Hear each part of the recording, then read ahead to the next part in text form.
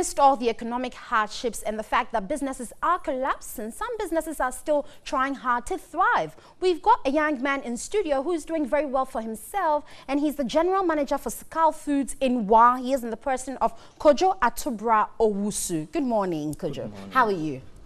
How is the atmosphere in Wa? Okay, I left Wa some days ago, right. But I think it's good. When you were leaving, it was good. When so I we was hope leaving, they're still doing well. But tell me, how has, the state of collapsed banks affected your business, such as a startup, business of yours? How is that affecting it? Does it impact in any way, or your business is still growing as usual? Let me not say it's not affecting me. It's affecting me as well. Okay.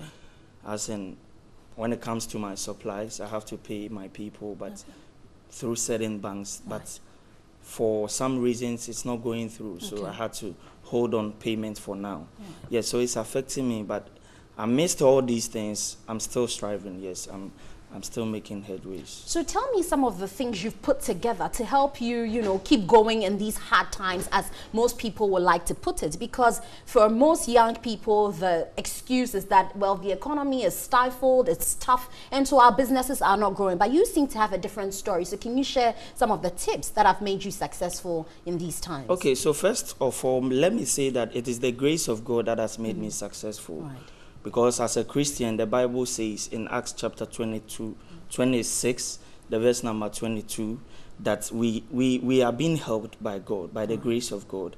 And so we are able to continue what we are doing, ministering to both the young and the great. Okay. So yes, that is it. It's the grace of God that has brought me this far. But beyond the grace of God, for a young person who's looking at you and probably sees you as a role model, because you're young, you're just less than 30 years, and you've been able to do this, you're employing quite a number of people. Sure. And so what are some of those business tips you could give out to help them also with their startup businesses? I think, let me say that you have to get the right connection. Okay. You have to meet the right people at the right time, and that is it. You are in business. Okay. So you, as a young person, having left school, what was the vision for you? Was it to, leave school and join the government workforce, or to start your own business? Okay. So at the age of, I think, before primary 3, I was already working.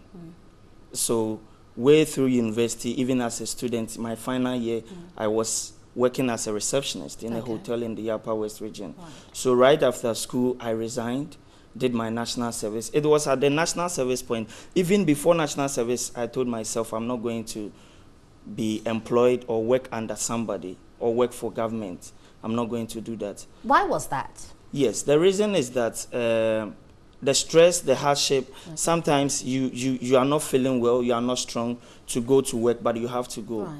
Yes, because if you don't go, my most headache, I think, in 2011 when I was working with a pharmacy, was that at the end of the month, my fear was that, will I be retained? Right. Am I going to be paid? And the pharmacist will tell me not to come to work again.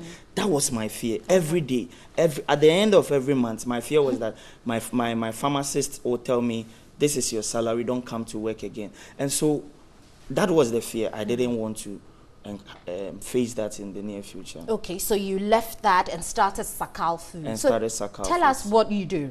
Sakal Foods, yes, we are into honey processing. Okay. Yes, so what we do is basically we buy honey from a certified beekeeper in Ghana here. Okay. Yes, we buy honey from him. We filter it, process it, bottle it with our label, and then we bring it on the... So how is that doing on the local markets, considering the fact that we tend to import a lot of our goods, and Ghana seems to be more of an importer than an exporter? How is your product doing on the market? Okay, so let me say it's doing well by the grace of God, because in Upper West region, as in the smallest region in Ghana, per my understanding, I have up to 27 sales points in the Upper West, active sales points in the Upper West region. And so yes, that is how it's going. So what's the staff strength of your business? Currently, I'm working alone, but I'm looking at employing, yes. Okay. Yes. So about roughly how many people do you want to employ? I want to employ 64 people nationwide. Okay. And in the year 2019, we will employ as well we are looking at employing more than 60 in the year 2019, yes. So basically give us a fair idea of what these people you plan to employ, what their work would entail and what it looks like when they're going to come into your business to help. Okay, so we'll need marketers. Okay. We'll need sales managers. We'll need receptionists, and we'll also need factory hand because it's a factory we're setting up. So we'll need people to be at the production point where they will be producing the things we are going to bring out, our product. Right. Yes, and so we'll need marketers as well to sell the product to the entire world, and sales personnel who will come and deliver the goods as and when requests are being made. Very well. People have the perception that the northern regions, the 3 northern regions, are the most hard places to be, but you seem to be thriving very well there. I want to find out your personal experience, having worked in WA, whether that's the reality on the ground or you think businesses can survive and thrive in the upper regions or the 3 I have northern always regions. known this, that growing up, I have said that if a particular place is developing, as in the region is developing, so as the region is developing, if you as a business person develops with it, once it develops, you are with them. Very and well. so Okay, they'll know you. so let's give viewers the opportunity. We're going to show some numbers on the screen. You can make the call to that number and you will be given a chance to be employed immediately into Sakal Foods. Even though it's in WA, he says he's doing nationwide employment. So wherever you are, irrespective of your locality, you certainly will get the chance to be employed. So the first 2 callers who would call this number, 0302 973225, 030-297-3225. Make sure you call this number right now. And first two callers will get automatic employment by Kwadwo Atobra Owusu, the General Manager for Sakal Foods in WA. So tell us about the honey. What are some of the benefits of the honey that you produce? But before you even come to the benefits, I want to find out how easy is it to get, the bees to make your honey, and how easy is the raw material? How available is it in the north? Okay, so let me say, I'm not a beekeeper myself now, but very soon I'll be moving into beekeeping. Nice. But I'm part of the Ghana Beekeepers Association. And so I fall on the Ghana Beekeepers Association to supply me honey as and when I need it. And so I'm never short of supplies. So to get that right, I mean, the association is not only in WA, it's nationwide. It's nationwide. That's why we call it Ghana Beekeepers Association. We have our national president and we have the various regional chairmans. Okay, so considering your manufacturing cost and overhead cost and the fact that electricity tariffs are going high, water is an issue, how do you put all these and factor them to make sure that your job succeeds? Yes, so I think I don't understand your question. If you can. The question is, considering the fact that every business has to start small, but you seem to be wanting to expand in this particular time when there's some hardship. You've got electricity issues, you've got water issues, you're now going to be employing 64 and you have to pay them. How are you planning to put all this together to make sure that it doesn't, break down your company, but it helps it to grow instead? I hope you get it. I get it, right. But I don't have any specific answer to that. I believe that but you do have a business plan, I'm sure. I have a business plan, right. Yes. I have a business plan, and I have a projection that I'm making that is, I'm looking at employing even more than what I'm employing now. The funds is already sitting in the bank account, and so we don't have problem with funds for now. Yes, we are just, all we have to do is go ahead, go ahead, go ahead.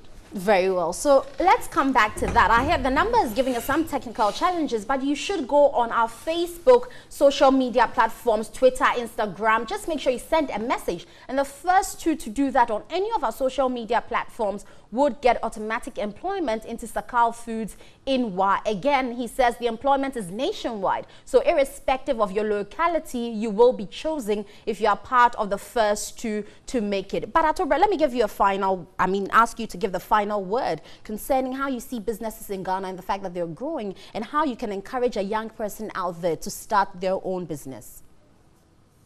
Okay, so yes, that is, you as a young person should always have the dream and the vision that you're not going to wait for the government to employ you. Right. Because I think I had an experience in my national service time when I had to go for my monthly allowance. I got to the bank and I noticed old men and women were trooping in from all angles of life. And I was shocked, only to be told that they are going to get something from the government that is leap.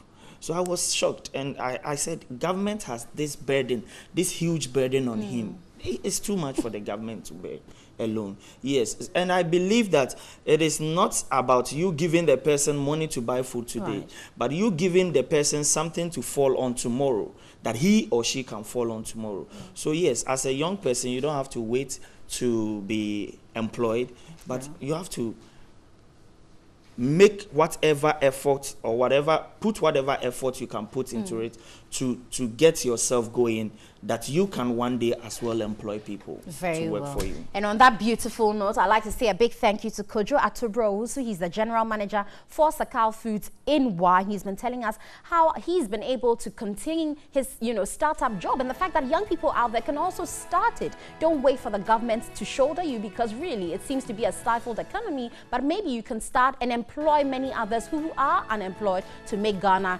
great again. We'll